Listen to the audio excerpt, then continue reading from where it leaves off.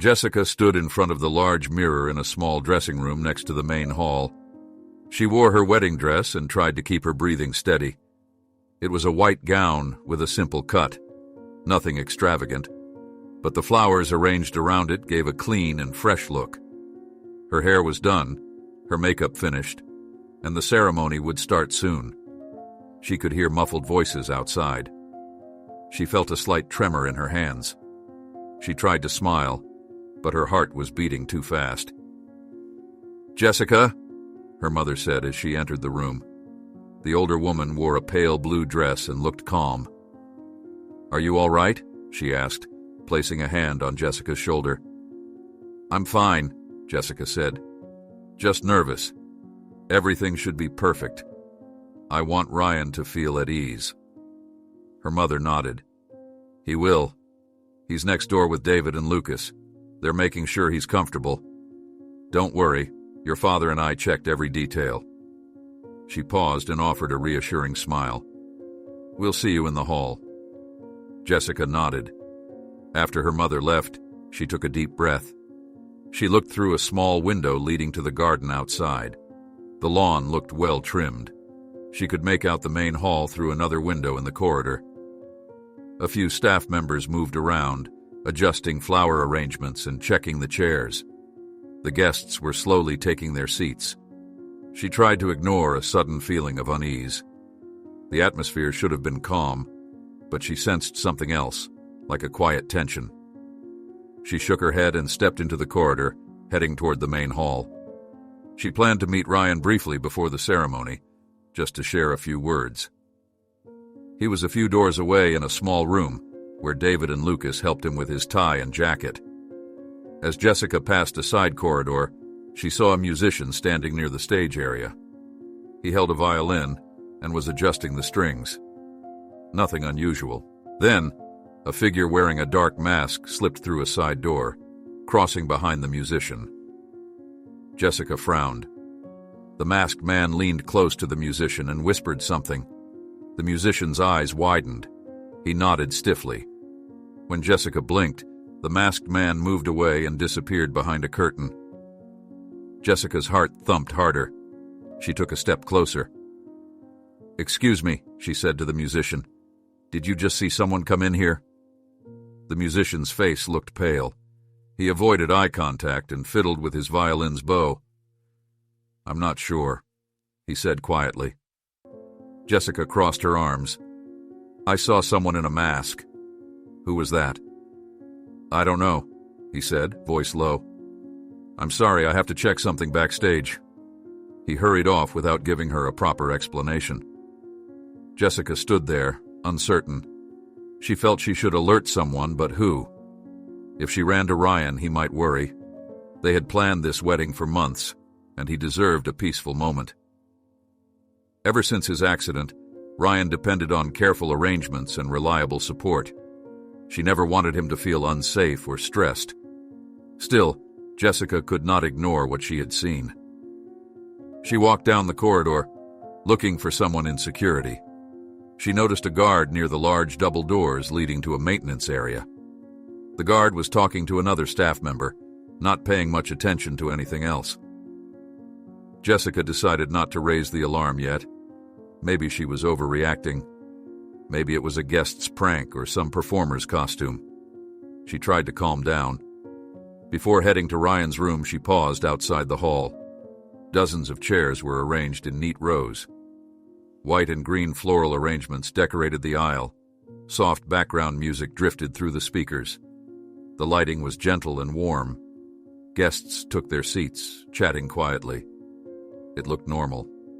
No one seemed alarmed. She slipped into a side corridor and tapped on the door of Ryan's room. David opened it. David was taller, broad-shouldered, with short hair and a calm expression. "Jess, what's up?" he said, smiling. "We were just helping Ryan with his jacket." Ryan was seated inside, wearing a classic dark suit, crisp white shirt, and a light bow tie. He sat in his wheelchair and looked comfortable enough. Next to him was Lucas, checking a tablet that controlled some of the wedding's music and audio cues. Lucas wore a simple suit and glasses, looking a bit tech-focused as always. Jessica stepped in and lowered her voice. "I saw a man wearing a mask near the stage. He whispered something to the violinist and then vanished. I'm not sure what it means, but I have a bad feeling." Ryan frowned. "A man in a mask?" He glanced at David and Lucas. "This is strange." David rubbed his chin. "I haven't seen anyone like that. We can take a quick look." Lucas nodded. "The sound system had a slight glitch earlier. Maybe it's related." Jessica sighed. "I don't want to cause panic. Just keep your eyes open. We start soon, and I want everything to go well." Ryan reached for her hand. "I'll be fine. We have plenty of help. Nothing will ruin our day." He looked calm, but Jessica saw a flicker of worry in his eyes. "Right," she said. "Let's trust the security team. But let's stay alert. If you see anyone suspicious, tell me." They agreed. Jessica returned to the main hall to check on last-minute details. She passed another corridor where she spotted a staff member adjusting a set of lights. It was quiet, almost too quiet. The sense of unease lingered. Back in the hall, she tested her microphone for the vows. The florist rearranged a small bouquet. A photographer adjusted his camera. The smell of fresh flowers mixed with the faint scent of polish on the wooden floor. Suddenly, the violinist emerged from backstage and caught Jessica's eye. He looked tense and glanced around, as if searching for someone. Jessica approached him again. "Is everything fine?" she asked. He swallowed. "I think so. I'm a bit nervous." He forced a smile and turned away quickly.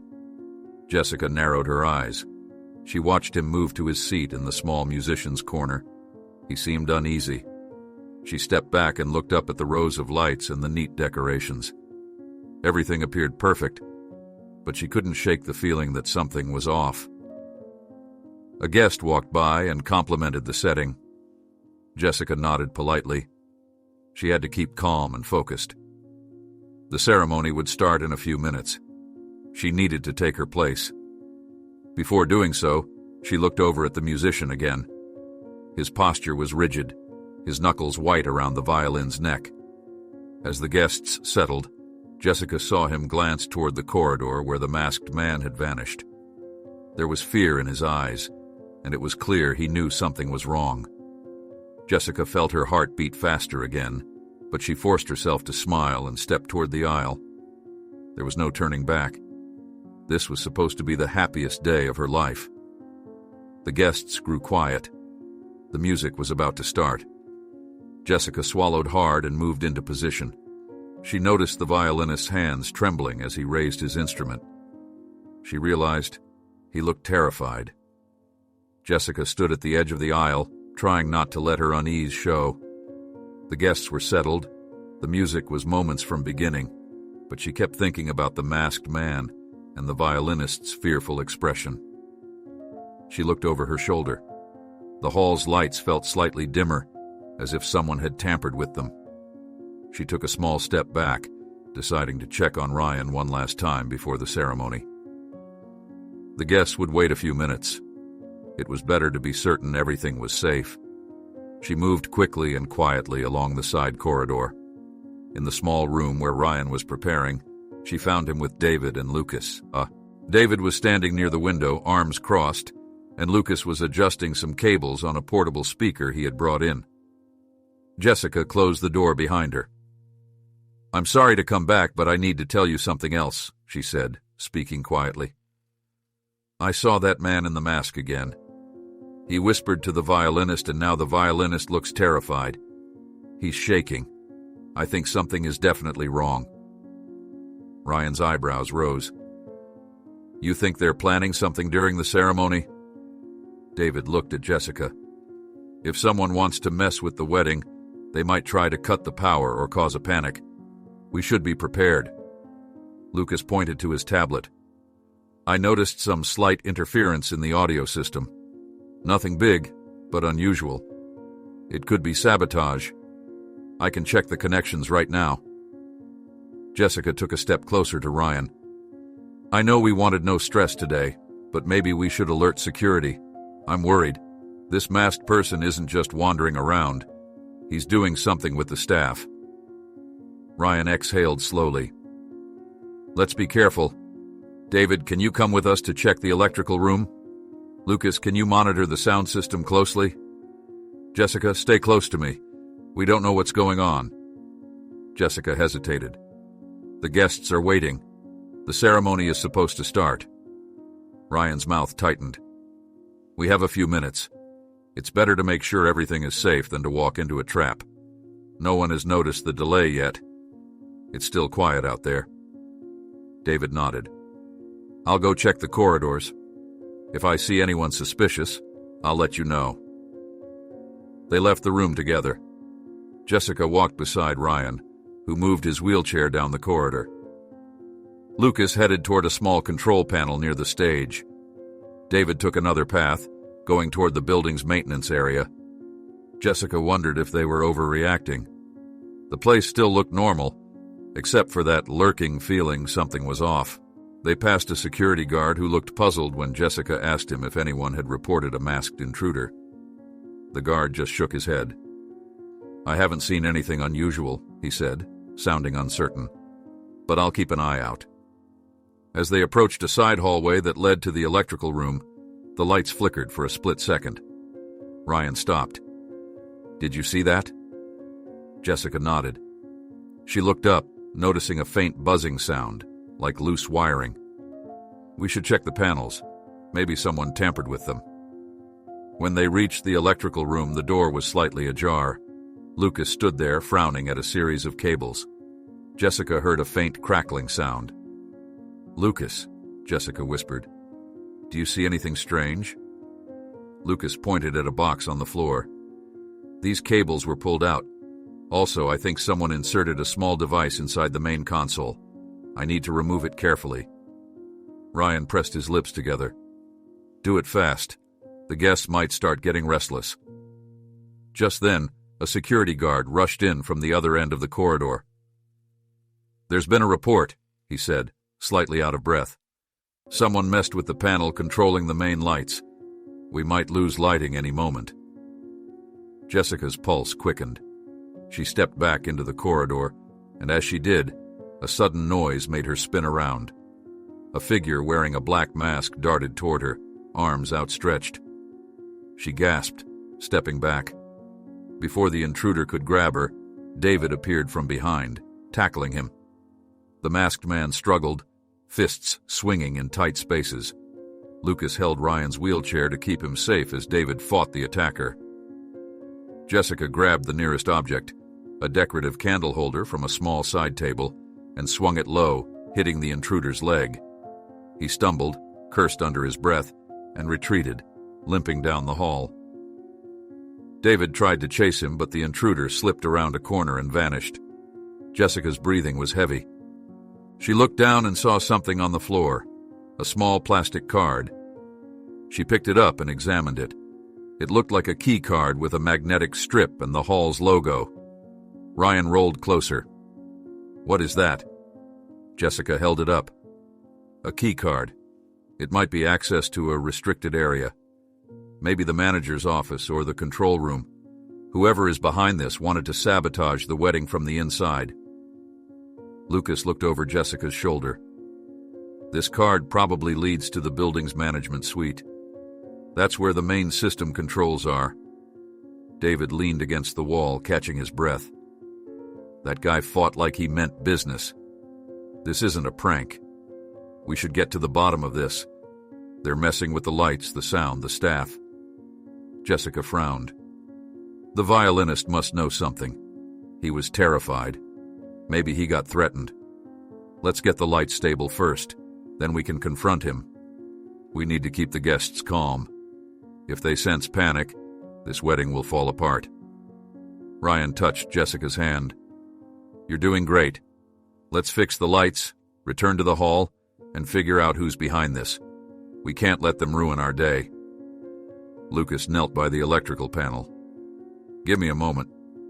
He pulled a small device from behind the wiring. It was a tiny electronic gadget with blinking lights.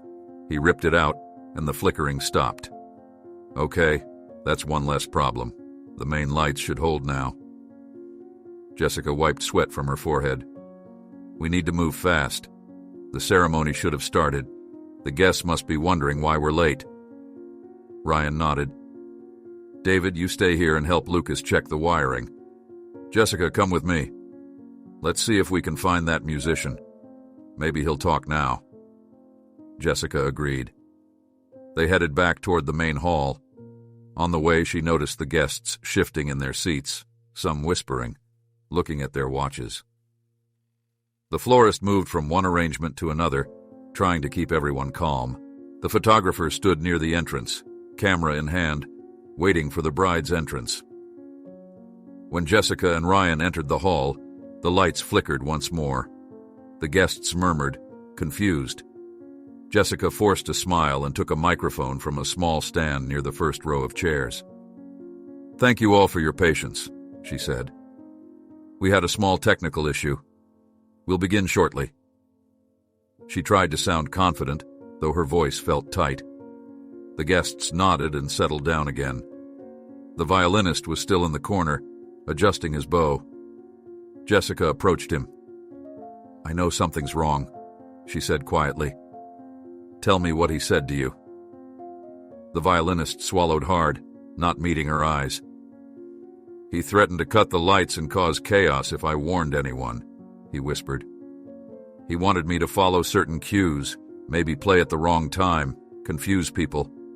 I'm sorry. I didn't know what to do. Ryan leaned forward.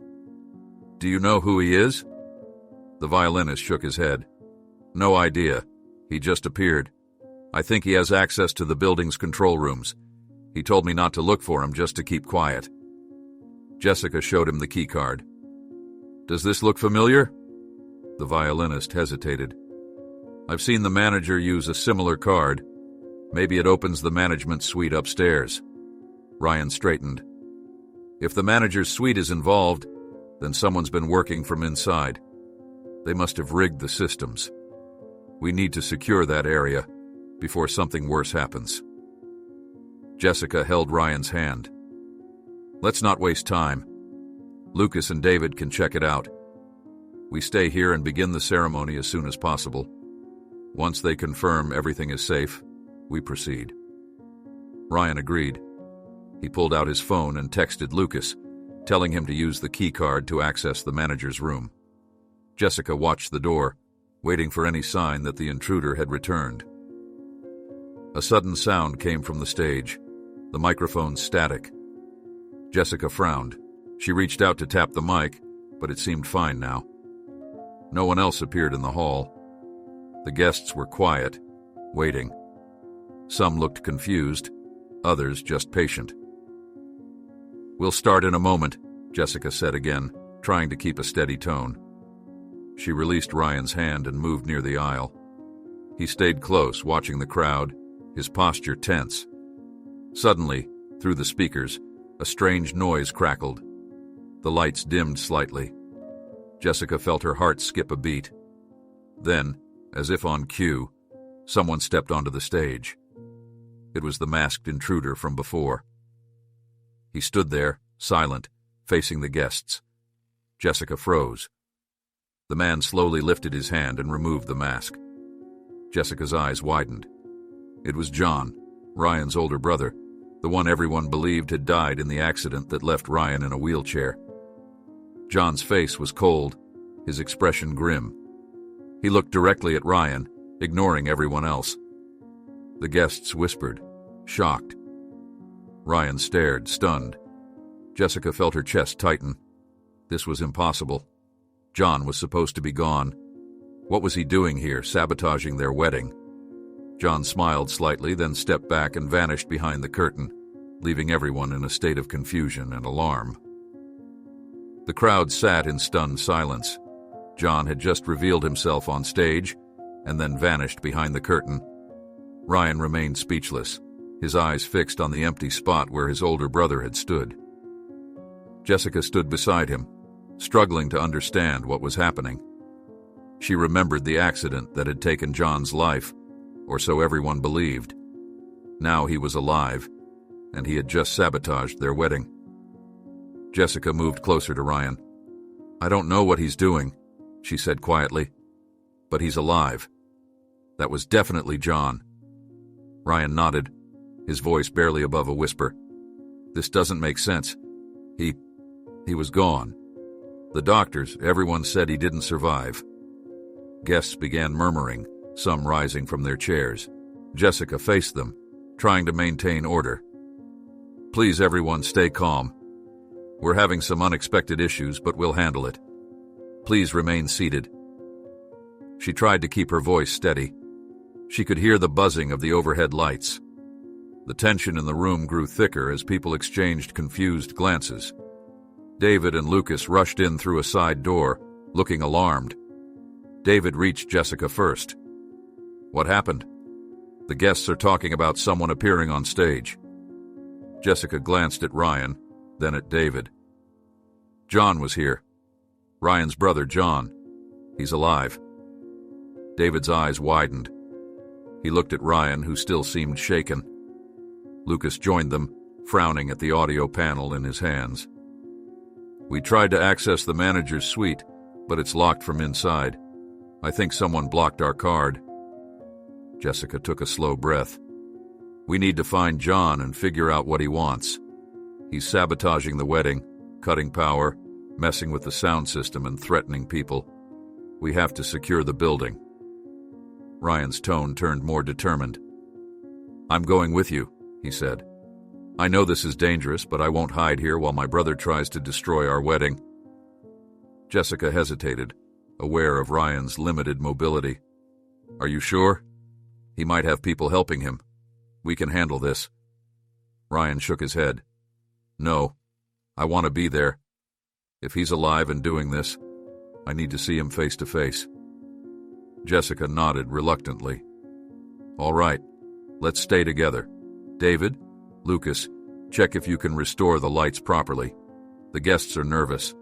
Try to keep them calm and safe. Tell the security guards to stand by. We don't want anyone panicking." Lucas looked at the wiring again. "I'll see what I can do. The lights are flickering, but I removed one device earlier. Maybe there are more hidden around the building." David nodded. "I'll help Lucas with the guests. Just be careful out there." Jessica turned to the corridor leading backstage. "Ryan, stay close. If John has returned, he's using these corridors and control rooms to cause chaos." They moved beyond the curtain where John had disappeared. The backstage area was dimly lit. Rows of equipment and stacked chairs lined the walls. The smell of old wood and warm electronics filled the air. Jessica heard distant footsteps. She tried to move quietly, guiding Ryan's wheelchair along the edge of the narrow walkway. They reached a corner where a locked door led to the manager's suite. Jessica tried the key card, but the panel beeped, rejecting it. "Locked out," she whispered. "He must be inside." Ryan gripped the armrests of his wheelchair. "John," he called, raising his voice. "What are you doing? Why are you here?" No answer came. Jessica saw a faint light under the door. She pressed her ear against it but heard nothing except a soft hum. Suddenly, a loud metallic clang echoed down the corridor. Jessica spun around, heart pounding. She saw a figure darting behind a stack of boxes. She pushed Ryan's chair forward. "We're not alone here," she said quietly. A tall man in a black mask stepped out and blocked their path. He held a metal rod. "Back off," he said, his voice low and firm. Jessica raised her hands, trying to stay calm.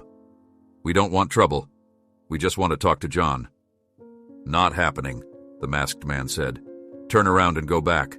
We're in control now." Ryan glared at him. "You're ruining my wedding. Let us pass." The masked man stepped closer, brandishing the rod.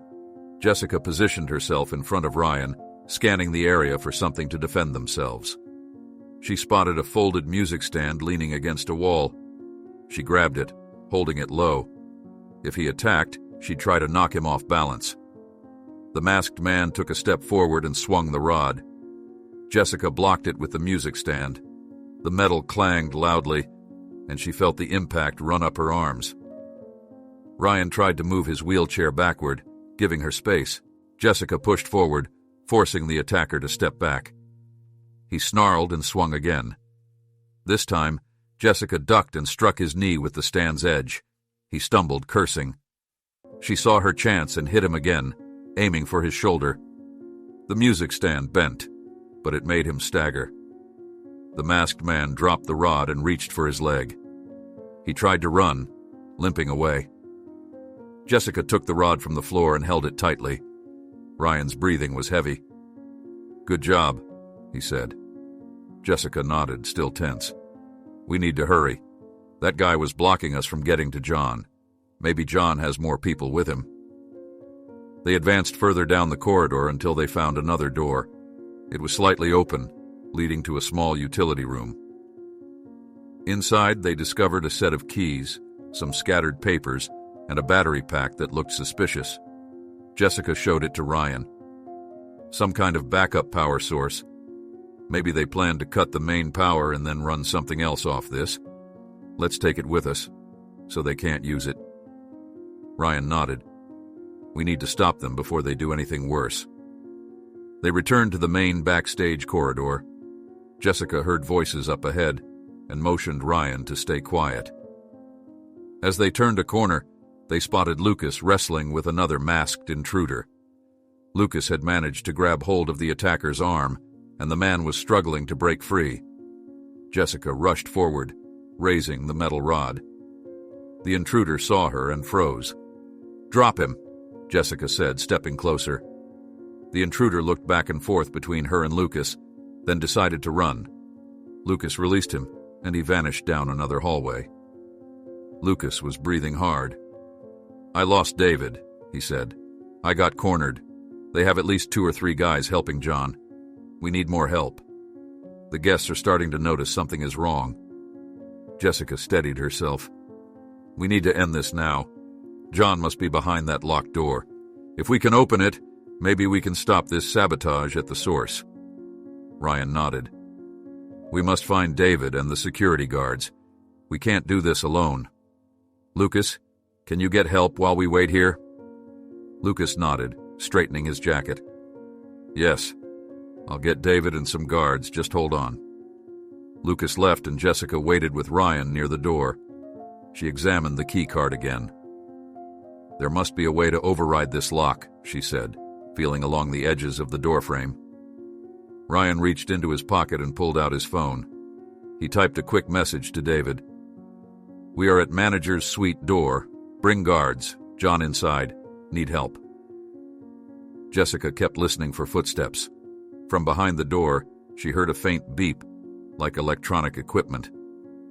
She also heard a distant hum, maybe air conditioning. No voices, though. Minutes passed. Jessica's muscles tensed. She tapped her foot, anxious. Suddenly, the lights flickered again. She pressed her lips together. They had to resolve this soon. At last, she heard running footsteps. David appeared with a security guard and Lucas trailing behind. The guard carried a small toolkit. He nodded to Jessica. "We'll try to bypass the door lock. Stand back." Jessica and Ryan moved aside. The guard pried open the panel, revealing a series of wires. He connected a small device, and the lock clicked. The door swung open, revealing a modest office space with monitors on one wall and a large control panel on a desk. The room was empty. A chair stood pushed against a table, and a pile of documents lay scattered on the floor. Jessica moved in first. She checked behind the desk.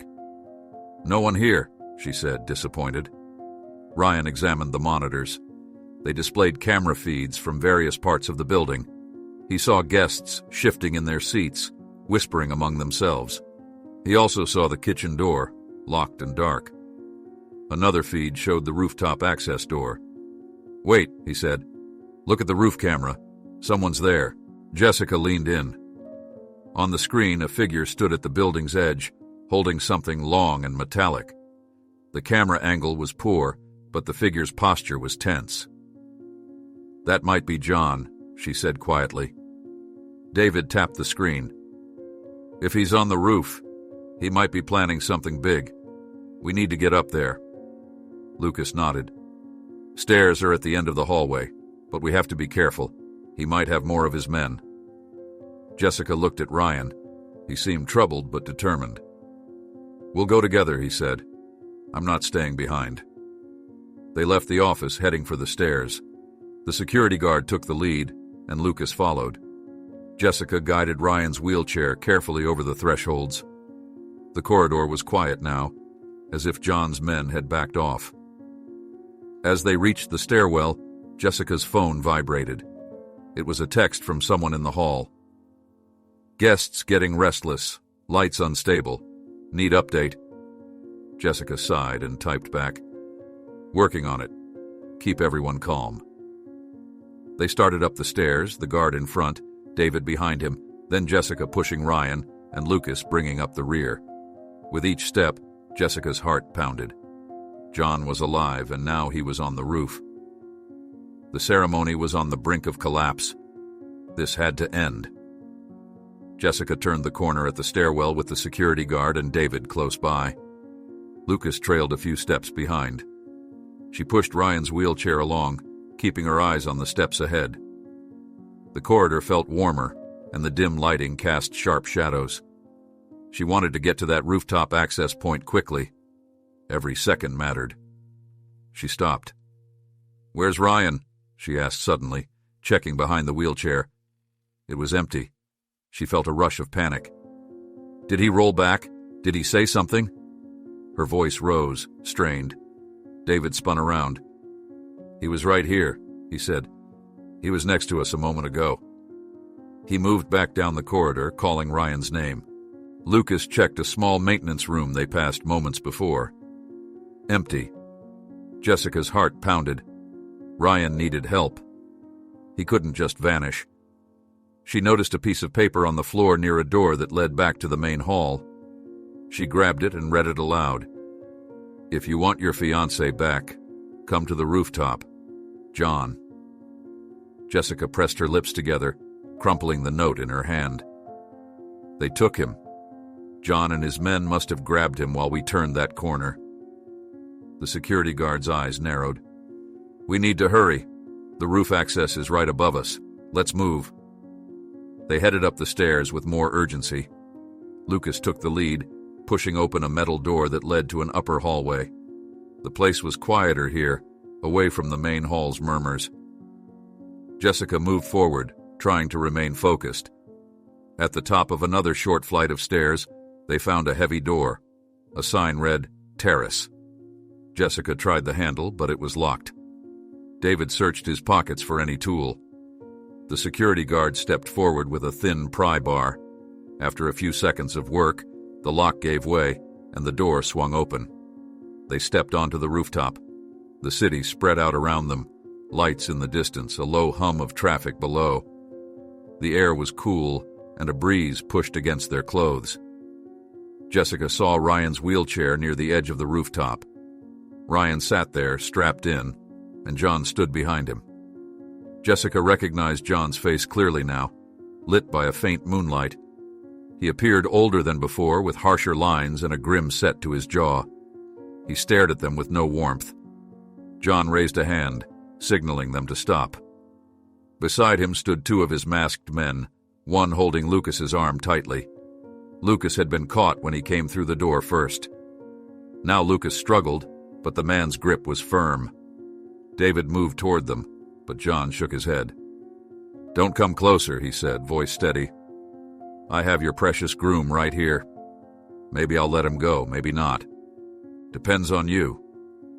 Jessica stepped forward, gripping the metal rod she had picked up earlier downstairs. John, what do you want? She asked. Why are you doing this? We thought you were dead. John gave a short, humorless laugh. You thought I was dead because no one came looking for me after the accident. You all moved on. Ryan got all the sympathy, all the support. And me? Left behind. Abandoned. He leaned closer to Ryan. I survived on my own. Now I'm taking back what I deserve. Ryan tried to speak, his voice shaking. John, this isn't true. We thought you were gone. We never wanted this to happen. Please, let's talk." John ignored him. He nodded to one of his men, who grabbed the wheelchair and rolled it closer to the edge. Jessica's heart seized. There was a low protective railing, but it looked fragile. She stepped forward again, holding the rod tight. "Don't you dare!" John stared at her. "And what if I do? You have no idea what I went through. I lost everything. Now I can ruin this day for both of you.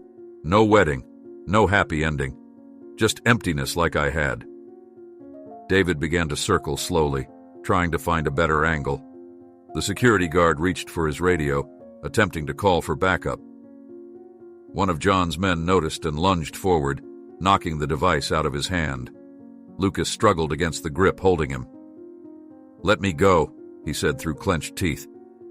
He tried to twist free, but the masked man pressed a forearm against his neck. Jessica adjusted her grip on the rod and took one step forward, heart pounding. "John, you can still walk away from this. If you want to talk about what happened after the accident, we will. But not like this. Ryan never abandoned you. We believed you were dead because that's what they told us. We never stopped caring." John scoffed. "Words, just words. Meanwhile, I've been planning this for months. The sabotage, the fake staff, the devices in the electrical room. I wanted to show you all how it feels to lose something precious." Ryan raised his voice. "John, listen to me. I'm sorry for what happened. If I had known you were alive, I would have come for you. We were all grieving. You can't blame Jessica or anyone else for believing what everyone said. Please untie me." The breeze picked up. Jessica took another slow step, inching closer to Ryan. John noticed and pulled out a short blade from his jacket. He held it near the straps on Ryan's chair. "One more step and I'll cut these straps," he warned. "Your beloved fiancé will be one bump away from going over that ledge." Jessica stopped. Her throat felt dry. "We're not your enemies. This is not the way." John's eyes narrowed. "I have no family left, just memories and regrets. This wedding is a symbol of what you have and I lost." Ryan swallowed, voice calmer now. "John, I lost a lot too. I'm in this chair because of that accident. I spent months learning to live again, struggling, hoping for a normal life. This wedding is not just a party. It's about moving forward. We can both move forward if you give us a chance." John hesitated, his hand still near the blade. He looked uncertain for a moment. Jessica saw it. She took a slow breath, careful with her words. "Let Ryan go. We can talk. You're still his brother. That doesn't change, no matter what happened." Before John could respond, the door behind them slammed open. Another masked man entered, holding David at bay. David had tried to force his way in to help. The guard tried to take advantage of the distraction, but one of the masked men swung a punch, and the guard stumbled back. The rooftop now felt like a standoff. Jessica counted at least 3 of John's men. Ryan was bound. Lucas was pinned by one attacker. David was cornered near the stairwell. Jessica faced John. She realized they were outnumbered and in a bad position. John nodded to his men. "You see? Your attempts are useless. I control everything here. The lights downstairs, the doors, even the food supply. Your guests are waiting. Confused. Soon they'll panic. This wedding will collapse just like my life did." Jessica gripped the rod tighter. She felt sweat on her forehead. She saw no easy way out. She couldn't let Ryan get hurt. She clenched her jaw. "We'll do what you say, John. Just don't hurt him." John smiled faintly. "That's better." At that moment, a strange click came from under Ryan's jacket. Jessica recognized it. She remembered Ryan mentioning a surprise he had prepared for the wedding. Some kind of new support mechanism he had trained with. She didn't know all the details, but she knew it could help him stand for a short time. Ryan moved his arm slightly. His hand dipped into his pocket. He pressed something. Jessica saw a subtle shift in Ryan's posture. The wheelchair's seat lowered a fraction. John noticed something off and turned his head, confused. "Ryan, what are you doing?" John demanded. Ryan didn't answer. Instead, he gritted his teeth and pushed himself upward. Slowly, steadily, he rose from the chair. His legs shook, supported by hidden braces and a small motorized system. He reached out and grabbed John's arm.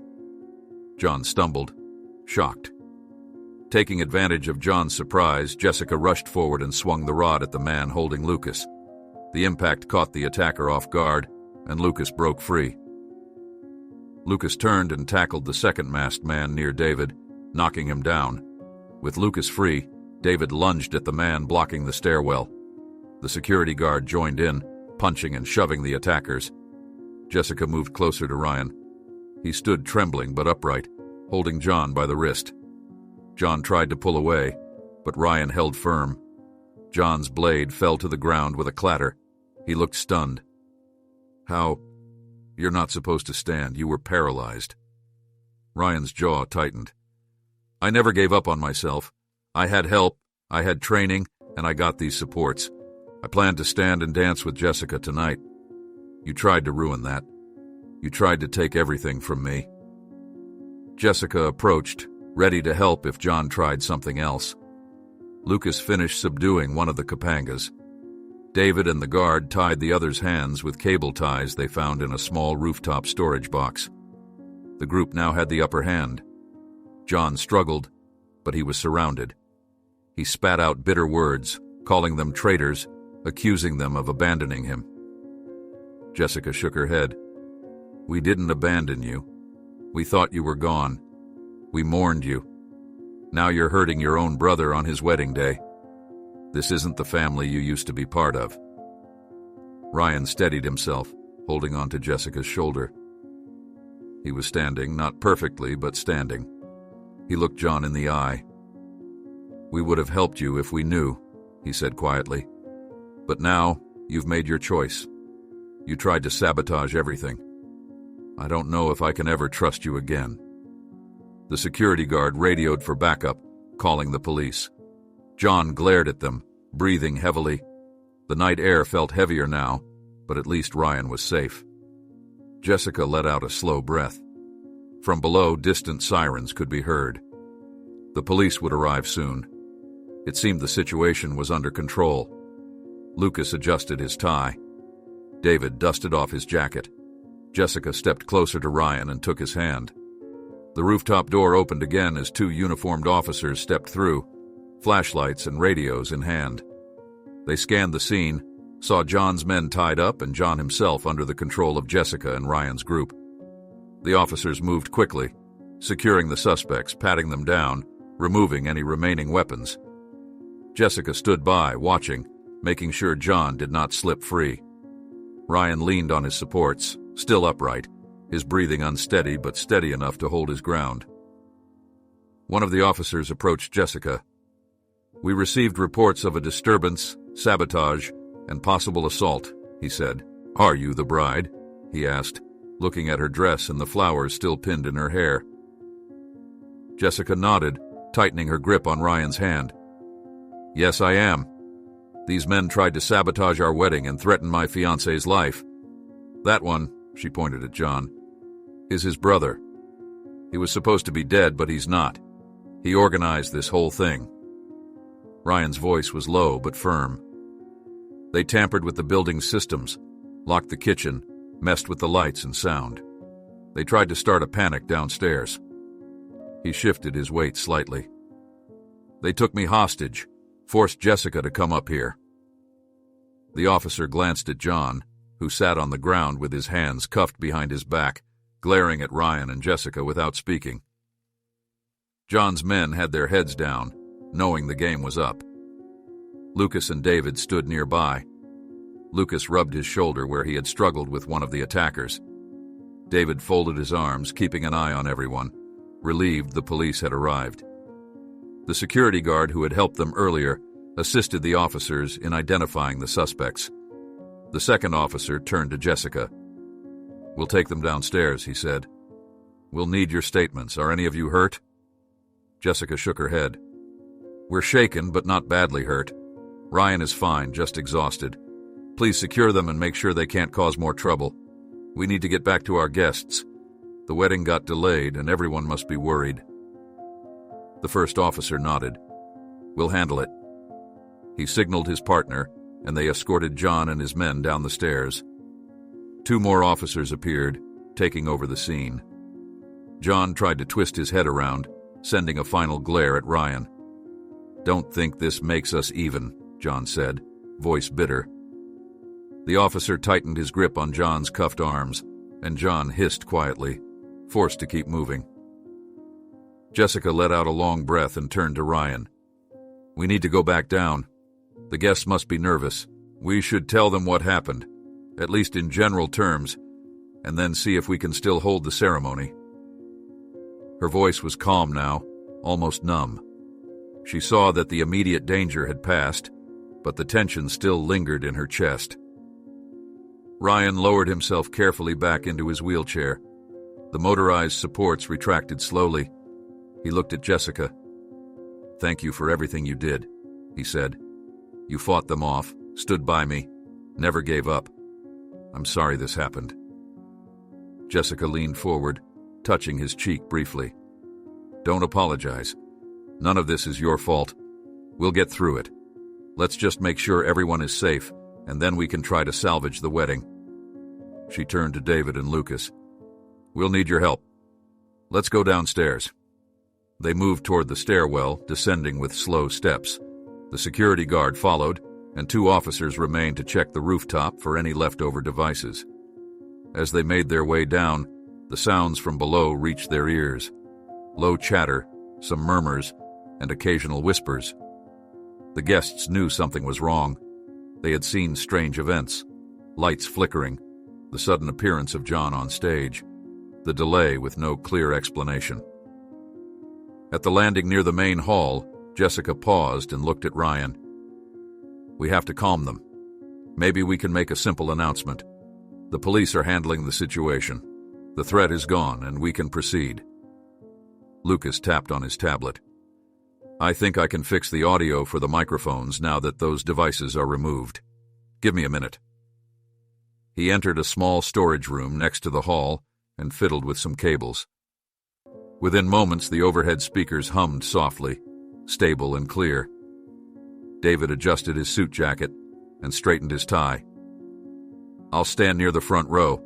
If anyone tries anything else, which I doubt now, I'll step in. But I think we're safe." He moved ahead into the hall. Jessica took Ryan's hand and pushed his wheelchair through the double doors. The guests had risen from their seats, gathering in small clusters, worried.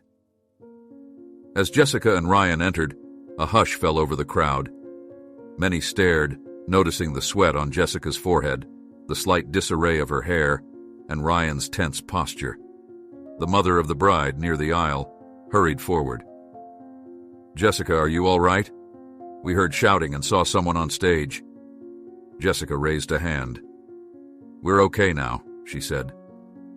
Her voice carried through the hall, thanks to Lucas's adjustments. "We had an unexpected problem. Someone tried to disrupt the wedding. The police have taken care of it." Ryan spoke up. "We're sorry for the delay. This is not what we planned. We appreciate your patience. The situation is under control." A murmur went through the guests. Some looked relieved, others confused. The mother of the bride stepped back, nodding at her daughter, tears in her eyes, relieved that everyone was safe. Jessica took a moment to scan the hall. "We will continue with the ceremony," she said, trying to keep her tone steady. "If you can all please take your seats again, we'll begin as soon as we catch our breath." The guests nodded. Chairs scraped against the floor as everyone settled. The atmosphere felt different now, less casual, more aware that something serious had happened. But they trusted Jessica and Ryan, and they had come here to celebrate their union. David stood near the front, crossing his arms and nodding at Jessica, signaling that the room was calm.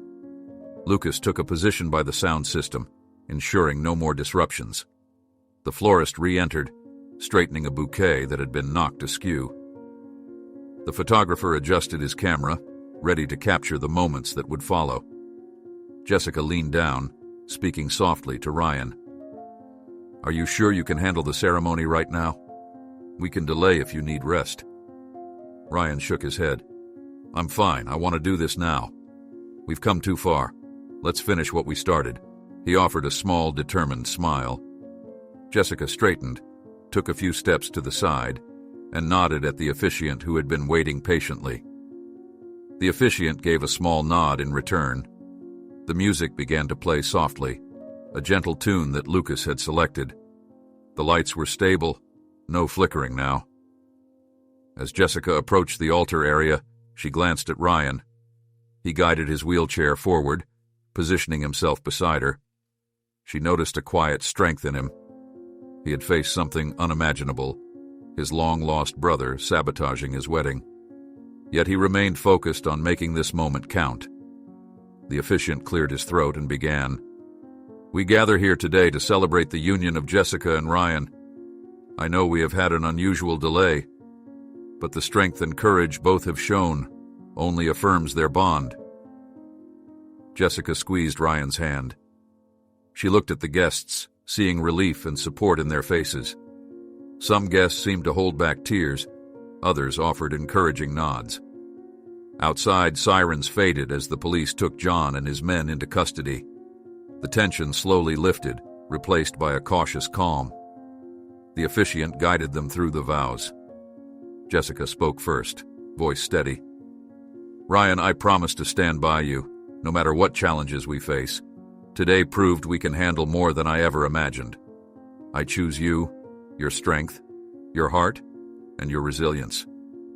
She paused, her eyes meeting his. "I choose you now and always." Ryan's eyes glistened. He took a breath. "Jessica, I never wanted this day to be about survival or struggle, but here we are. We faced danger, and you never left my side. You were fearless when I felt fear, steady when I felt weak. I promise to always try my best for you, to move forward with you, and to cherish every moment we have together." They exchanged rings, simple bands that reflected the commitment they now knew could withstand even attempted sabotage. The officiant declared them husband and wife. Applause rippled through the hall. It was not the loud, carefree applause of a standard wedding. It was softer, more personal, as if everyone understood that these two had passed a test no one expected. Jessica leaned in and kissed Ryan, pressing her forehead to his afterward. She whispered, "We did it." Ryan nodded. "Yes, we did." He flexed his fingers, still feeling a slight tremor from the confrontation. But he was grateful to be here, alive, safe, and married to the woman he loved. The tension in the hall eased further. Some guests smiled widely, others hugged each other. The mother of the bride wiped tears from her eyes. David and Lucas gave each other a thumbs up. The security guard who had helped them earlier stood by the door, relieved that the night's chaos had ended well. As the guests stood up, Jessica and Ryan prepared for the next part of the evening. They knew there would be questions, statements to the police, and a lot to explain. For now, they had done what mattered most. They had secured their union despite the threats against it. Jessica looked at Ryan. "Remember your surprise for me?" she asked quietly. "The one you said you prepared for the dance?" Ryan nodded. "It's still ready. The braces, the mechanism, they work. I can stand with you on the dance floor. I wanted to give you that moment, to show you that I'm not defined by my injuries." Jessica touched his hand gently. "We'll dance, Ryan. Let's give everyone a reason to remember this night for its final moments, not the chaos we overcame." Outside, the police lights faded as the squad cars pulled away. The manager's office would be inspected. John and his conspirators would face charges. The wedding guests began to make their way to the area prepared for the reception. The evening was still young, and after all that happened, perhaps they deserved a chance to celebrate. Jessica remained near the altar, keeping her hand on Ryan's shoulder. The ceremony had ended, and they were officially married. But there was a lingering tension in the air. Guests slowly stood up, some approaching them in cautious steps, others looking toward the exits. The police officers who had taken John and his men away were now walking through the hall, speaking quietly to a few staff members and checking the building's security systems. Ryan adjusted himself in the wheelchair. He looked tired, but he kept his gaze steady. He glanced around, noticing that Lucas and David were near the sound equipment, talking to a police officer. Jessica's mother was whispering to a group of relatives, probably explaining that everything was under control now. A few guests gave Jessica and Ryan encouraging nods. No one was leaving, at least not yet. The wedding had been saved, but the night was far from normal. Jessica leaned close to Ryan. "We need to finish sorting this out," she said. "We should show the police that access card we found earlier." Ryan nodded. "Yes, let's figure out who else was involved. I don't want any more surprises tonight." Jessica pushed Ryan's chair toward Lucas and David. The police officer they were speaking to noticed them approaching and gave a polite nod. Lucas stepped aside, letting Jessica address the officer directly. "Officer," Jessica said, pulling the plastic access card from her pocket. "We found this earlier when one of John's men attacked us. Lucas said it might access the building's management suite. We never got a chance to see who else was behind this, but I have a feeling someone on the inside helped John." The officer took the card, examining it under the hall's overhead lights. "This card looks like it belongs to the building's manager or someone with high-level access. Did you speak with the manager at any point tonight?" Jessica shook her head. "No, I never met him directly. We booked this hall through a coordinator, and most details were handled by the staff. But this card suggests someone inside had a role in all this." Ryan tapped the arm of his wheelchair. "We need to know if the manager cooperated with John. The sabotage was too well planned. John wouldn't have known exactly how to shut off lights or lock the kitchen unless someone guided him." The officer signaled another colleague, a detective who had just entered the hall from the side door. The detective approached, wearing a plain shirt and carrying a small notepad. He introduced himself briefly and took a look at the access card. "We have the suspects in custody," the detective said, "but if someone inside helped them, we need to confirm it right now. Where is the manager's office located?" Lucas cleared his throat. "The manager's suite is upstairs, behind a locked door. We opened it before, but it was empty. We found some suspicious equipment there. The door was accessed with a card like this one." The detective nodded. "Then we should check that office again and speak to whoever is in charge. Stay here. I'll ask the building security who was on duty." He walked off, heading for a group of uniformed guards near the entrance.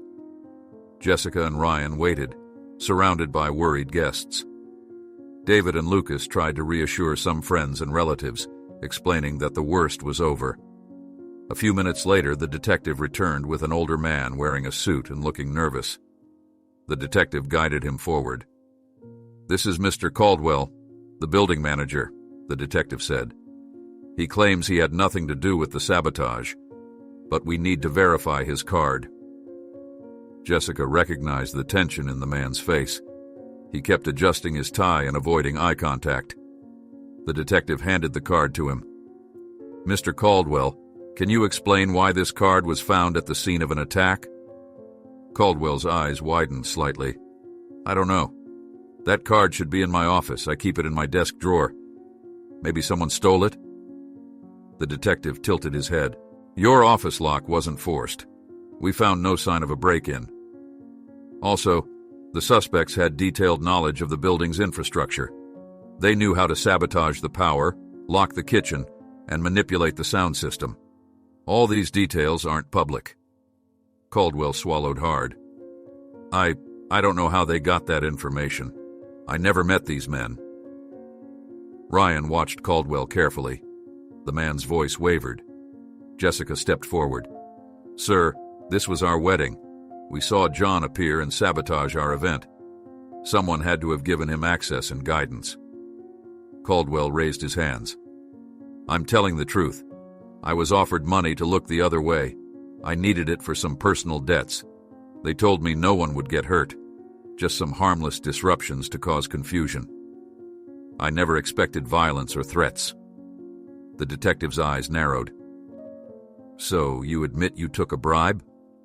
Caldwell nodded, shoulders slumped. Yes, I let them install those devices. I didn't ask questions. I just followed instructions. I'm sorry. I needed the money.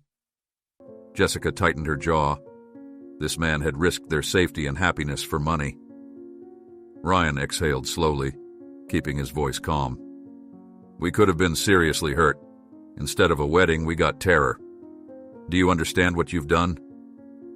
Caldwell looked down, unable to respond. The detective signaled the officers nearby.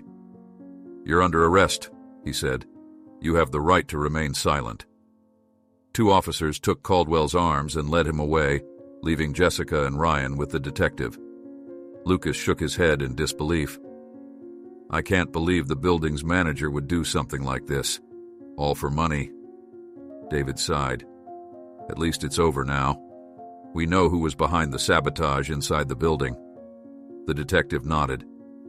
We have John and his men in custody, and now the manager. I'll file the reports and ensure everyone involved faces charges. You 2 can proceed with your wedding reception. The danger is gone. Jessica thanked the detective. Ryan adjusted his jacket. We should let the guests know everything is safe now, he said. They deserve to relax after all they've witnessed.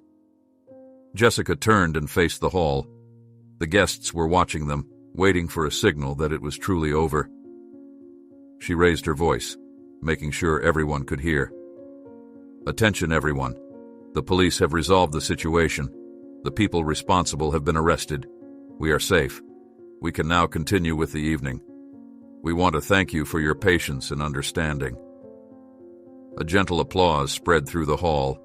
It wasn't the loud cheer of a normal wedding, but it was a sign of relief. The tension began to ease. The florist rearranged some flowers that had been moved during the chaos. The photographer checked his camera, ensuring no more interruptions. The band members exchanged glances, preparing to play something calm and welcoming. Jessica approached Ryan's chair. Are you ready to move to the reception area? She asked. We had a terrace setup planned for after the ceremony, right? Ryan nodded. Yes, we planned a small terrace party with music and dancing. Let's still do it. After what happened, I think everyone needs a reason to celebrate. They moved together toward the doors that led to the terrace, David and Lucas following close behind. The guests formed a sort of informal procession, following them, curious and relieved. Outside, the terrace was decorated with soft lights, a few tables, and a small dance floor. The police had finished their inspection there earlier. Now it looked peaceful, the night air cool but pleasant. The band adjusted microphones and started playing a gentle melody. Guests found seats at scattered tables. Some headed straight for the bar, asking for a drink to calm their nerves. Others approached Jessica and Ryan, expressing relief and offering congratulations despite everything. Jessica thanked each one, smiling and assuring them that it was all right now. Ryan exchanged a few words with David and Lucas, grateful for their help. Without them, who knows what might have happened. Lucas wiped his glasses. I still can't believe John survived that accident and came back like this. He must have lived through some terrible things. David nodded. We'll never fully understand his motives, but at least no one got seriously injured tonight. Jessica guided Ryan to the center of the terrace. The music played softly. She knew Ryan had a special surprise for her. He had planned to stand up and dance. After everything that happened, that dance carried more meaning than ever. Ryan looked at her, his eyes steady. Are you ready? He asked quietly. Jessica gave a small nod. Yes. Show me what you can do. Ryan reached into his pocket, pressing a hidden switch that activated the supports.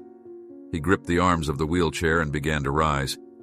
His legs trembled slightly, but the braces held him. He stood facing Jessica. The guests nearby noticed and grew silent, watching. Jessica stepped closer, placing her hands on his shoulders. Ryan placed one hand carefully around her waist. They began a slow, simple dance. No fancy steps, just gentle movements. Jessica felt Ryan's body shaking with the effort, but he held firm. The guests, having just witnessed acts of violence and fear, now saw a quiet moment of courage and love. They respected the silence, allowing Jessica and Ryan to share this moment without interruption. After a few minutes, Ryan eased back down into his chair, smiling at Jessica.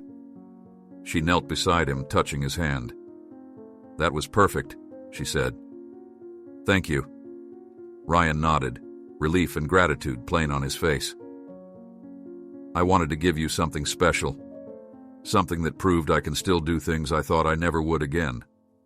Tonight proved we can face anything together." A gentle applause rose from the guests. Some wiped their eyes. Others just smiled, holding drinks and leaning on each other, glad that the night had turned from terror to quiet resilience. The music continued softly, and the terrace took on a calm, comforting mood. Jessica and Ryan knew the rest of the night would be simpler. They would eat, talk to their guests, and try to forget the danger they had faced. The police would handle the legal parts. The important thing was that they had made it through. The wedding was complete, and they had proven their bond was stronger than anyone's attempt to destroy it. Jessica and Ryan remained on the terrace, both still catching their breath from the dance. The guests began to settle around small tables, trying to relax and enjoy the reception after the chaos. A soft breeze passed through, carrying the quiet hum of the city outside. Security personnel kept a low-profile presence near the exits, and a couple of police officers lingered by the main doors, just to reassure everyone that the danger had passed. Lucas approached Jessica and Ryan. He held a small plate of appetizers and offered it to them. "You both should try to eat something," Lucas said. "It's been a long, rough evening." Jessica took a small bite, nodding gratefully. "Thank you. I hadn't realized how hungry I was until now." She glanced around. Most of the guests were talking in hushed voices, still processing what had happened. Some were looking at their phones, probably informing friends and family that everything was okay. David stepped forward and placed a glass of water on a nearby table for Ryan. "We talked to a few guests," he said quietly. "They're relieved. Some wanted to leave right after the ceremony, but we convinced them to stay. We told them everything was secure and the police got everyone involved." Ryan took a sip of water. "Good. I don't blame them for being worried. Tonight was not what we planned, but at least no one got seriously hurt." He paused, looking toward the hall's interior. "What about the staff? Are they all accounted for?" David nodded. "Yes, the officers questioned everyone. The corrupt manager is in custody, and any staff members not involved have been cleared. They're resuming their normal tasks. The kitchen is unlocked, so the buffet should be available soon." Jessica smoothed the skirt of her wedding dress, which was slightly crumpled from the earlier confrontations. She looked at Ryan, who gave her a reassuring smile. "We can still salvage something good from this night," she said. "People deserve to remember more than just the sabotage." Ryan agreed. "Let's give them something normal now. We can serve the food, let the band play some music. We'll talk to our guests, thank them for staying, and maybe try to lighten the mood." A waiter approached cautiously with a tray of appetizers. The tension had made everyone reluctant at first, but now the staff wanted to fulfill their duties. Jessica took a small pastry and tried to relax. She watched as others began to sample the food and settle into quiet conversation. The initial shock had begun to fade, replaced by relief and a subdued sense of camaraderie. Near the edge of the terrace, the band started playing a gentle instrumental piece. The music was calm and steady. Jessica noticed that some guests began to sway lightly or tap their feet. It was a start. She turned back to Ryan. "I need to check on my mother and a few close friends. Make sure they're all right." Ryan nodded. "Go ahead. I'll be fine here with David and Lucas." Jessica stepped away, weaving through the small clusters of guests. She spotted her mother sitting at a table with two of Jessica's aunts, sipping what looked like iced tea. Jessica pulled a chair close and sat down. "Mom, are you okay?" Her mother reached for Jessica's hand. "I am now. When I saw that man on stage, I feared something terrible would happen. I'm so glad you and Ryan are safe." She paused, looking at Jessica's dress and hair. "You still look beautiful, even after all this. The important thing is that you and Ryan are married." Jessica smiled, feeling a small knot of emotion in her throat. "It didn't happen the way we expected, but we made it through. I'm sorry you had to experience all that." Her mother waved a hand dismissively. "Don't apologize. This was beyond your control. What matters is that you handled it with courage." Her mother leaned in a bit, lowering her voice. "Your father and I are proud of you. I know this isn't how anyone imagines their wedding day, but you showed everyone what kind of person you are." Jessica thanked her, then stood to speak to a few other guests. She found a group of cousins who had come from out of town. They were relieved and impressed by how the situation had been resolved. Another relative told her that this was a wedding story they would never forget. Jessica tried to keep the conversation light, acknowledging the strange events without dwelling too much on them. Back at Ryan's side, Lucas finished adjusting a small speaker. "The system is stable now," Lucas said quietly to Ryan. "No more interference. That should help everyone relax." Ryan nodded. "Good. By the way, thank you. You and David helped a lot tonight. I don't think Jessica and I could have handled everything alone." Lucas adjusted his glasses. "We're friends. We wouldn't leave you to face something like this by yourselves." He looked around, lowering his voice. "I still can't believe John did this. I remember him as a helpful older brother when we were younger. He would always take you out for a drive or crack jokes. I can't imagine what made him snap." Ryan's expression turned somber. "Whatever happened, it changed him. The brother I knew died in that accident, even if he survived physically. At least now we know the truth." He paused, pressing his lips together. "It doesn't erase what he did, though."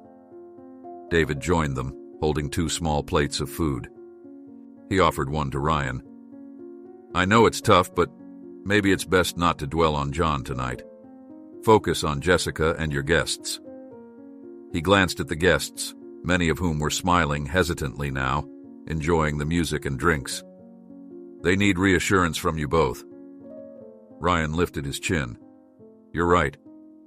He took a small bite, more for appearances than hunger. He realized he felt exhausted, but he had to keep going a bit longer. The night wasn't finished. He wheeled himself toward the center of the terrace, where Jessica was returning from speaking with her family. They met halfway, Jessica stopping to adjust a piece of Ryan's jacket that had twisted slightly. "Everyone seems calmer now," she said. "I talked to my family and a few friends. They're relieved. Some are even smiling again." Ryan reached for her hand. "Good. Let's give them a normal wedding reception, or as normal as possible after what happened. We should let people dance if they want, have some drinks, enjoy the buffet. We can't erase what happened, but we can show them we're moving forward." Jessica agreed. They asked Lucas to announce that the buffet was open, and the band started a more cheerful tune. Slowly, guests got up, headed for the tables of food, and the volume of conversation rose. A few couples drifted to the small dance floor, moving carefully to the music, trying to reclaim a sense of celebration. Jessica and Ryan took their time moving from table to table, thanking people for staying, for their support, and for understanding the delays. Some guests offered light-hearted comments, joking that they would never forget this wedding. Others patted Ryan on the back, proud of him for standing up when it mattered. As the night progressed, the tension eased further. The police confirmed no more threats remained. The staff, relieved to see the event resume, began to serve drinks more freely. Someone poured a round of champagne, and a light toast was made, not too loud, but warm enough to spark a few smiles. David leaned over to Jessica. "You did it. You managed to turn a disaster into something people can still enjoy. Not many could do that." Jessica shrugged. "I just followed what felt right. Ryan and I didn't want anyone leaving in fear. We wanted them to remember why they came, to celebrate love and commitment." Lucas joined them, holding a small cocktail. "A commitment that endured sabotage and threats. I think you've proven your relationship can handle a lot." Ryan looked at Jessica. "We've certainly passed a test neither of us wanted." Jessica touched his shoulder. "We'll write our own narrative from here. Let's not let tonight define us by the danger we faced. Let's define it by how we overcame it." The music shifted to a mellow tune. A few more couples danced. The terrace lights were steady and warm.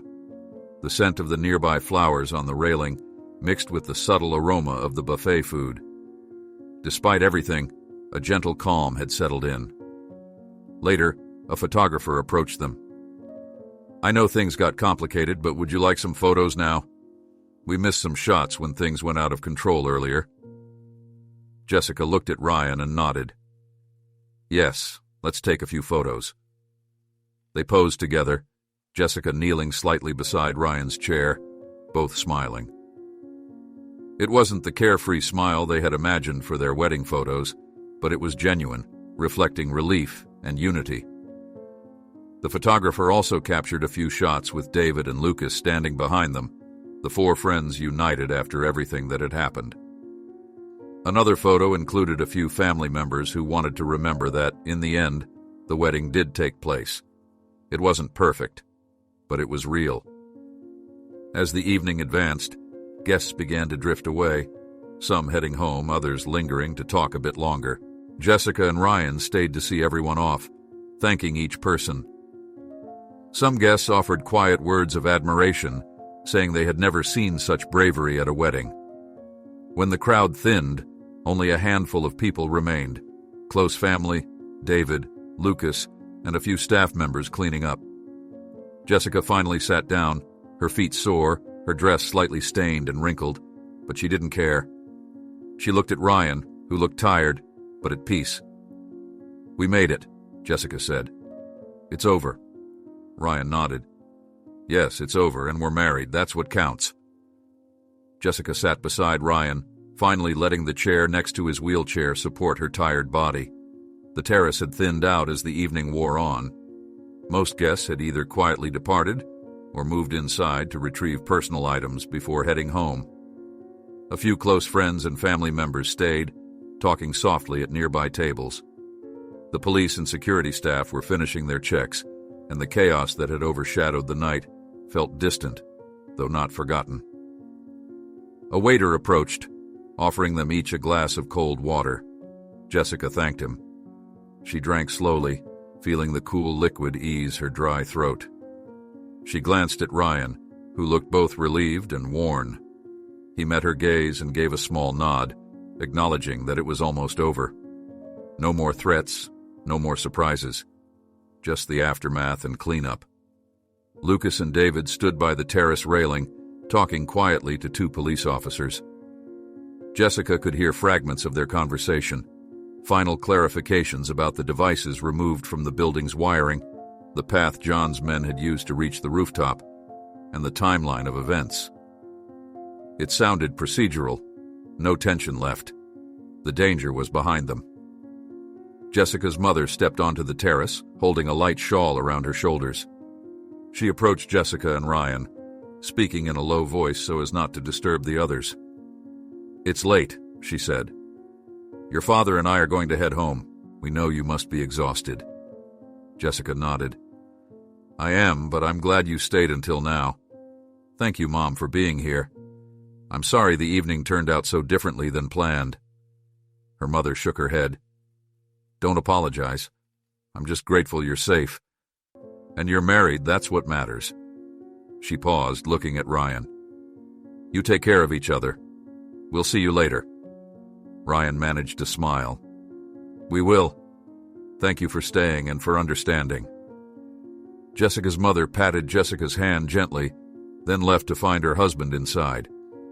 Jessica watched her go, then turned back to Ryan. I guess we should think about heading out soon.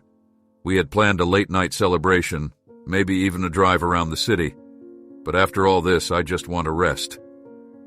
Ryan nodded. We've had enough excitement for one night. We can celebrate again when things are calmer. Maybe on our honeymoon, far from all this. A small laugh escaped Jessica's lips. Yes, a honeymoon without masked men, sabotage, or rooftop standoffs would be nice. She inhaled slowly, still not fully believing the scope of what they had endured. We'll need to give statements to the police and probably deal with reporters if they get wind of this story. Ryan grimaced slightly. I know, but we'll handle it, one step at a time. He looked down at the braces hidden beneath his trousers, the supports that had let him stand. At least I managed to show you I could dance, even if just for a little while. Jessica leaned in closer to him, lowering her voice. That dance meant more than you know. After everything that happened, seeing you stand, feeling your arm around me, none of it was fancy, but it was ours. It proved that no matter what comes our way, we'll adapt. Lucas approached, having finished talking to the officers. They're wrapping up their investigation for tonight. The manager and John's men are in custody. They'll probably contact you two in a few days for follow-up questions. David joined them, nodding. The officers said we're free to leave whenever we're ready. They'll make sure the building is secure. It's clear now that there won't be any more interruptions. Jessica looked at Lucas and David, grateful. Thank you both. Without you, I don't know how we would have managed. You risked yourselves to help us. David waved a hand dismissively. We did what anyone would do for friends. I'm just glad you're both okay. Lucas nodded in agreement. Ryan looked at them seriously. Not everyone would stand by us like that. We appreciate it more than words can say. They shared a quiet moment, the four of them. The band had long since packed up their instruments. A few staff members tidied up the terrace, gathering glasses and napkins. The floral decorations looked a bit wilted now, having been put through stress and a long night. Still, the terrace held a sense of relief, as though the worst storm had passed and only calm remained. A police officer stepped out to let them know that all statements for the night were complete. Jessica thanked him. The officer gave a polite nod and left, allowing them privacy. Jessica realized this was probably the moment to go. The wedding had ended in a way no one predicted, but at least it had ended safely. I suppose we should gather our things, she said, standing up and stretching her stiff legs. She looked at her dress, noting a small tear near the hem. It didn't matter now. This dress had survived more than a typical wedding gown. She would keep it as it was, a reminder of their resilience. Ryan adjusted his wheelchair. I think my jacket is inside. Let's go get it and say goodbye to the last few people. Lucas and David followed as Jessica pushed Ryan back through the doors. Inside, the hall was quiet. A handful of guests lingered, chatting softly. A few offered kind smiles as Jessica and Ryan passed by. One guest approached them, a cousin who had traveled a long way to attend. I'm sorry this happened, she said softly. But I'm proud of how you handled it. This will be a story to tell someday, once the shock wears off. Jessica nodded. Yes, it will. Thank you for staying and supporting us. It meant a lot. After retrieving Ryan's jacket and ensuring there were no belongings left behind, they moved toward the building's main exit. The security guards opened the doors for them. The night air outside felt different, cooler, quieter. A couple of police cars remained parked near the entrance, their lights off, the officers inside talking over paperwork. Jessica took a deep breath. This was it. They were leaving their wedding venue, which turned from a place of joy to a stage of chaos and back again. She looked at Ryan. Ready to go home? Ryan nodded. Yes, more than ready. They made their way down a short ramp, with David and Lucas walking beside them. A hired car waited at the curb, arranged by the family earlier in the day. The driver stepped out and greeted them softly, as if sensing the strange tension of the evening. He opened the back door, and Jessica helped Ryan get settled inside. Before getting in, Jessica turned to David and Lucas. "We'll see you both soon. Thank you again." David patted the car's roof. "Take care. Get some rest. We'll catch up tomorrow or whenever you're ready." Lucas nodded. "Call us if you need anything." Jessica climbed into the car and closed the door. The driver pulled away from the curb, the building shrinking behind them, its lights steady now, no flicker or sign of sabotage. She felt Ryan's hand find hers in the dark interior of the car. He squeezed it gently. No words were needed. They were alive, married, and together. The night would fade into memory. They would have many more nights, calm nights, happy nights, and they would appreciate them all the more for having survived this one. As the car rolled through quiet streets, Jessica let her head rest back. The next steps, police questions, media curiosity, telling the story to those who weren't there, would come later. Tonight, they had each other, and that was enough. Jessica and Ryan arrived home late, the streets mostly empty and quiet. The driver helped Ryan out of the car and onto the sidewalk. Jessica supported him as they headed inside their apartment building, taking the elevator up to their floor. The hallway was dimly lit and smelled faintly of cleaning products. It felt calm and ordinary, a relief after the long and stressful evening. Inside their apartment, Jessica locked the door behind them. She flicked on a small lamp near the sofa. The apartment was tidy, still set up for their return after what was supposed to have been a normal wedding day. A few decorative items and small gifts from friends rested on the coffee table. She realized no one had expected them back so soon, or under these circumstances. Ryan wheeled himself to the living room and stopped near the couch. Jessica sat down beside him, slipping off her shoes. Her feet ached. She noticed a tiny rip in her dress where she had grabbed at the fabric while running, but it didn't matter now. She leaned back and let out a long sigh. Neither of them spoke right away. The silence felt heavy, but not uncomfortable. It was the kind of silence people share after a major ordeal, when words don't come easily. Jessica took Ryan's hand, felt the warmth of his skin, and tried to put the night into perspective. Eventually, Ryan broke the silence. "We got through it," he said, voice low. "Not the wedding we wanted, but we made it." Jessica nodded. "We're married, that was the goal. Everything else was chaos, but we survived." She paused, pressing her lips together. "I can't believe John was alive and that he tried to ruin our wedding. I still can't process it fully." Ryan looked down at his lap. "It's hard to accept. I'm going to have questions for a long time. The police will investigate. Maybe we'll learn more about what he did after the accident, who he got involved with, and why he blamed us." Jessica ran a hand through her hair, feeling a few pins loosen. "We'll deal with it when the time comes. For now, we know he's in custody. He can't hurt us anymore." Ryan agreed. They stayed quiet again. Jessica considered their next steps.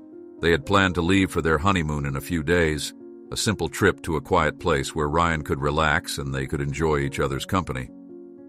She wondered if they still wanted to go, or if they needed time to handle the aftermath. "Do you still want to take that trip?" she asked softly. "We plan to leave soon, but maybe we should delay it. The police might want to talk to us again. The media might call once they hear what happened." Ryan tilted his head. "I think we should still go," he said after a moment. "Maybe not immediately, but soon. We deserve a break. The police can reach us by phone if needed. We can give statements before we leave.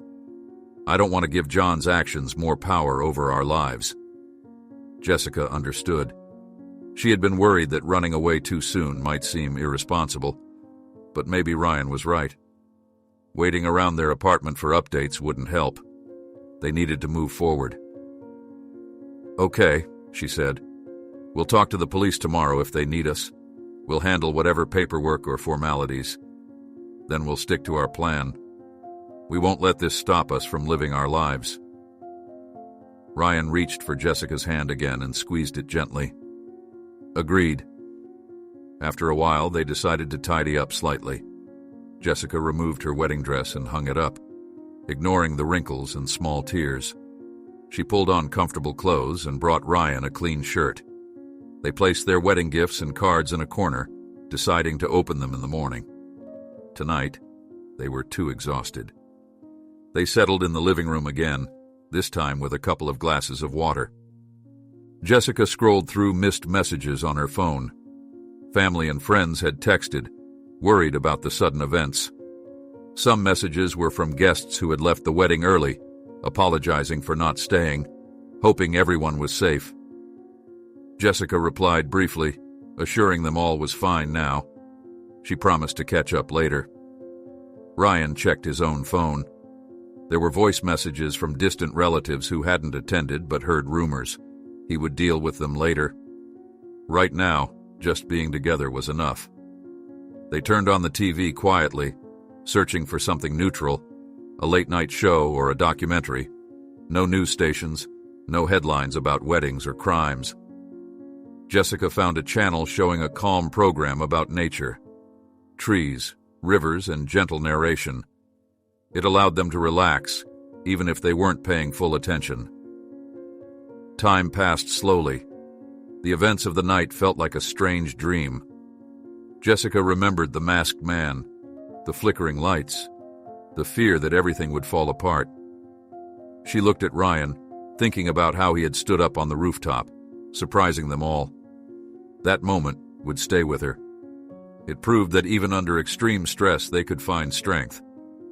"I still can't believe you stood and fought back," she said quietly, turning the volume down on the TV. "I never doubted you, but seeing you do it was... I can't describe it. You were so determined." Ryan shrugged slightly. "I had been training in secret for months.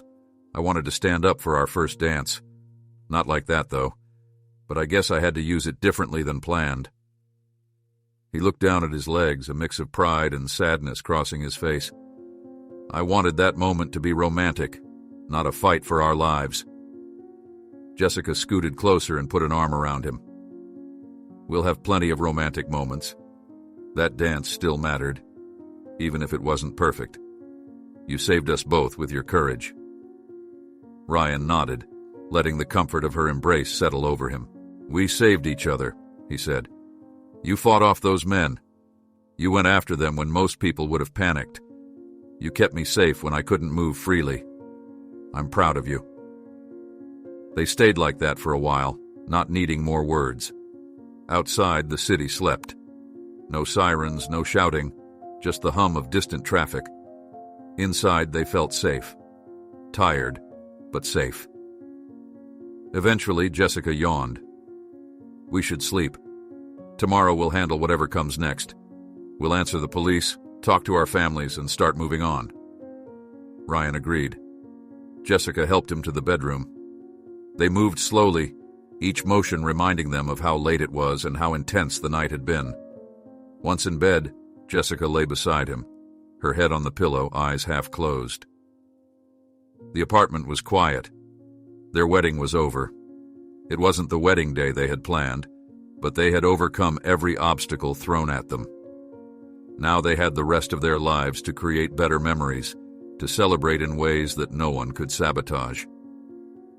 Before drifting off, Jessica whispered, "I love you. No matter what happened, we're here together. That's what counts." Ryan's voice was soft, barely above a breath. "I love you too. Nothing will ever stop us." Jessica closed her eyes. In the morning there would be calls, questions, and decisions to make. But right now she focused on Ryan's presence, the sound of his steady breathing, and the warmth of their bed. They had survived the chaos, proven their strength, and ended the night as husband and wife. There was nothing more to say. They slept, secure in the knowledge that their future belonged to them and them alone.